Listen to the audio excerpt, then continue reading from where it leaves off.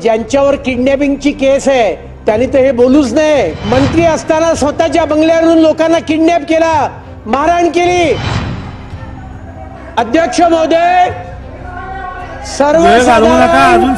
सर्वसाधारण अर्थसंकल्पावरची चर्चा चालू आहे। काय भातखळकर साहेब, काय आपलं सर्वसाधारण अर्थसंकल्पावरची चर्चा चालू आहे।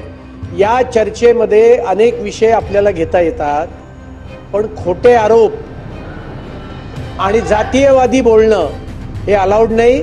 सन्माननीय सदस्यांचे ते उद्गार काढून टाका आणि ज्यांच्यावर किडनॅपिंगची केस आहे त्यांनी तर हे बोलूच नाही, हे लक्षात ठेवावा।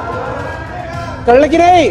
मंत्री असताना स्वतःच्या बंगल्यावरून लोकांना किडनॅप केला, मारहाण केली। सर्वोच्च न्यायालयाच्या आदेशानंतर खटले दाखल झालेत आणि त्यामुळे ते कामकाजातून काढून टाकावं ही माझी मागणी आहे।